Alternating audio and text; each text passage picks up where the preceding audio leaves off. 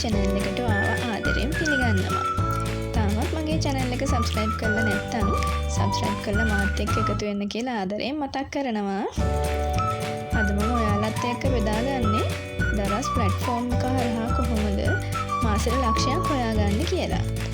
මුලින්ම කියන්න ඕනේ මේක paid promotion එකක් නෙමෙයි. හැබැයි මම දන්නේ ඔයාලත් එක්ක බෙදා ගන්න කැමතියි. ඉතින් ඔයාලට දැනටමත් small business එකක් තියෙනවා නම් ඔයාලගේ product විකුණන්න හොඳ platform එකක් තමයි දරස් කියන්නේ. ඉතින් කොහොමද ඔයා දරස් seller කෙනෙක් වෙලා මාසෙට ලක්ෂයක් හොයන්නේ? මේක ටිකක් අමාරු වැඩක්. හැබැයි කරන්න බැරි වැඩකුත් නෙමෙයි.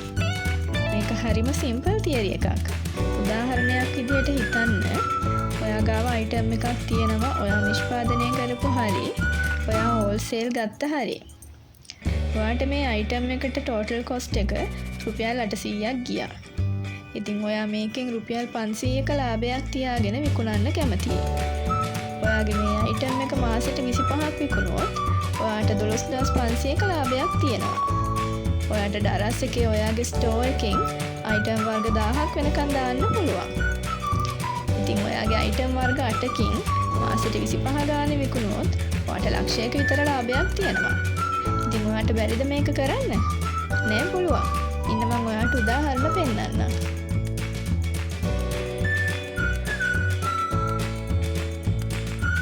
හරි අපි මේ උදාහරණය බලමුකෝ. දැන් ඔයා දරස් එකට ගියොත් ඔයාට පේනවා මෙතන headphone එකක් තියෙනවා. headphone එකක් 1212ට 743ක් විකිණිලා තියෙනවා.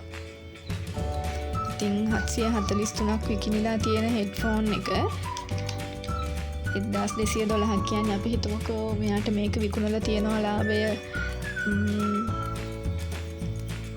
750ක් කියලා. එහෙම නැත්නම් 600ක් කියමුකෝ අපි. එතකොට එයාට මේ headphone එක මේ වෙනකන් විකුණලා 445800ක ලාභයක් හොයලා තියෙනවා. ඉතින් මේ වගේ item බැලුවොත් මේ වගේ සෑහෙන item ගොඩක් තියෙනවා. අපි බලමුකෝ තව එකක් අරගෙන. අපි මේ උදාහරණයක් බලමුකෝ. මම ඔන්න search කරා night dress කියලා. night dress මේ අපි මේ night dress එක ගත්තොත් 1300 ගාණක් විකිණලා තියෙනවා. 1650යි night dress එක. ඉතින් 1650ක night dress එකක් 1300ක් කියන්නේ අපි හිතමුකෝ 1650න් ඔයාලට බැලුවම පේනවනේ මේක හරිම simple night dress එකක් අපිට පමුණේ වගේ ගියොත් එහෙම තෝග විදිහට උනත් ගන්න පුළුවන් මේ වගේ night dress. අපි හිතමුකෝ මේකෙන් 650ක ලාභයක් තියෙන කියලා 1000ක් මයින් කරොත්. එතකොට මේ seller එයා එතකොට මේ night dress එක විකුණලා මේ තියනවා මේ වෙනකන් හොයලා තියෙනවා 8,45,000ක ලාභයක්. ඉතින් ඔයාලට මොකද හිතෙන්නේ මේක ගැන? ඉතින් ඔයාලට උදාහරණ දෙනවා නම් මේ වගේ සෑහෙන උදාහරණ පෙන්වන්න පුළුවන්.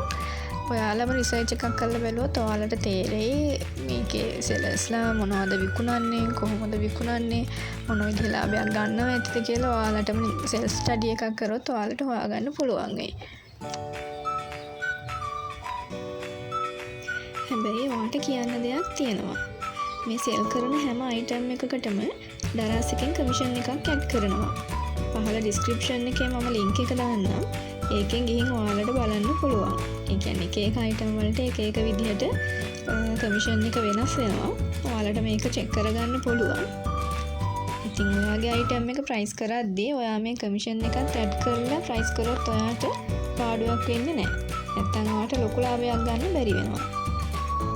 තේරුන්නේ නේද? ඉන්න මම explain කරන්නම්.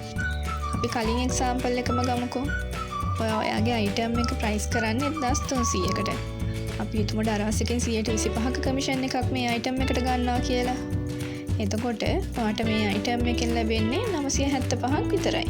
ඒ කියන්නේ අර 1300ෙන් 125ක් අඩු කරාට පස්සේ හම්බෙන ගාණ. ඒ කියන්නේ 175ක ලාභයක් තමයි හම්බෙන්නේ. ඒක පාඩුයිනේ නේද? ඉතින් ඔයා item එක price කරද්දී මේ 125ත් එකතු කරලා price කරන්න. ඒ කියන්නේ ඔයාගේ item එක 1300ක් නම් ඔයා බලන්න ඔයාට 1300ට තව කීයක් එකතු වුණොත්ද ඔයාට item එක විකුණන්න පුළුවන් කියලා. ඒ කියන්නේ 1500ක ලාභයක් ගන්න නම් ඔයා 1300ට තව කීයක් එකතු කරන්න ඕනේද කියලා බලන්න. ඒ කියන්නේ ඔයාට 1700ත් 1750ත් අතර ගානකට ඔයාට අයිටම් එක ප්‍රයිස් කරන්න පුළුවන්.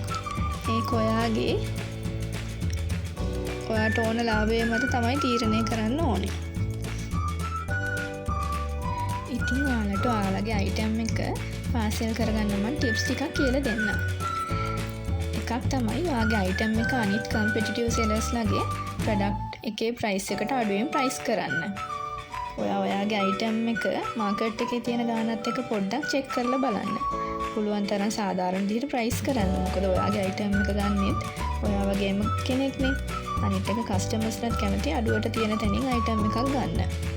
අපි උනත් බිත්තරයක් ගන්න ගියත් බලන්න රුපියලක් හරි අඩු තැනකින් ගන්න නේද?